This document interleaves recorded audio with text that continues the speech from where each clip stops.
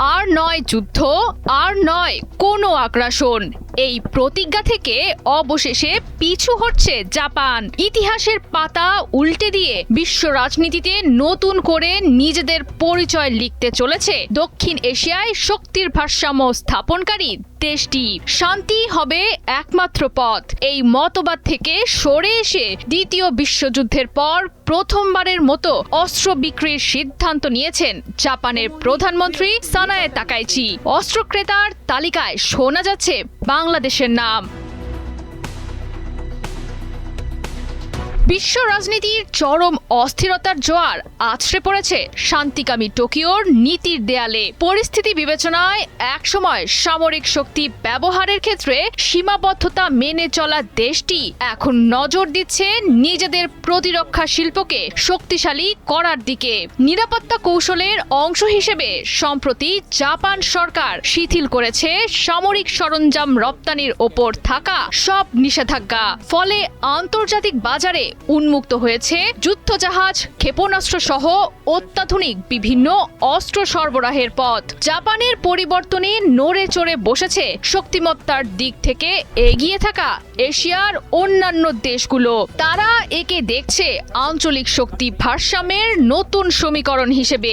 আন্তর্জাতিক বার্তা সংস্থা রয়টার্স জানিয়েছে ইতোমধ্যেই নাকি ফিলিপাইনের সঙ্গে যুদ্ধজাহাজ রপ্তানির চুক্তিও সম্পন্ন করেছে জাপান। এতদিন ধরে উন্নয়ন, বিনিয়োগ আর মানবিক সহযোগিতার সূত্রে গাঁথা ছিল জাপান বাংলাদেশ কূটনৈতিক সম্পর্ক।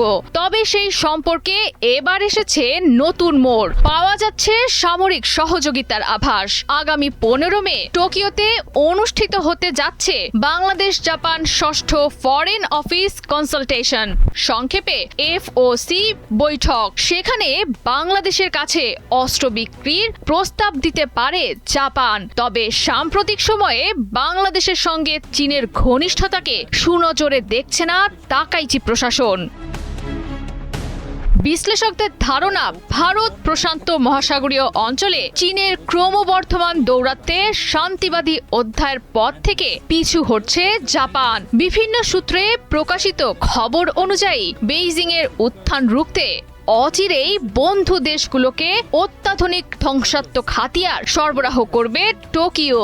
ইট মারলে যে পাটকেল খেতে হয় সেটি চীনকে কড়ায় গন্ডায় বুঝিয়ে দিতে চায় জাপান।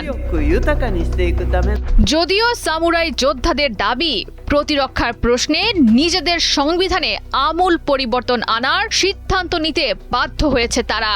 সংশ্লিষ্ট ইস্যুতে ইতোমধ্যেই বিবৃতি দিয়েছে তাকাইচি প্রশাসন। নতুন কাঠামোর অধীনে যুদ্ধজাহাজ, ক্ষেপণাস্ত্র এবং যুদ্ধ বিমানের মতো উন্নত সামরিক প্রযুক্তি অন্যান্য দেশগুলোয় রপ্তানি করবে তারা। যদিও এখনো নির্দিষ্ট ও বিস্তারিতভাবে জানানো হয়নি কোন কোন অস্ত্র রপ্তানি করবে দেশটি। সামাজিক মাধ্যমে দেয়া এক বার্তায় জাপানের প্রধানমন্ত্রী সানায়ে তাকাইচি জানান, নতুন নীতির ফলে এখন প্রতিরক্ষা সরঞ্জাম স্থানান্তরকে নীতিগতভাবে বৈধ বলে গণ্য করা হবে। তবে এসব অস্ত্র ক্রয়ের ক্ষেত্রে ক্রেতা দেশগুলোকে দিতে হবে জাতিসংঘ সনদের সঙ্গে সামঞ্জস্যপূর্ণ প্রতিশ্রুতি। জয় সরকার, ৭১।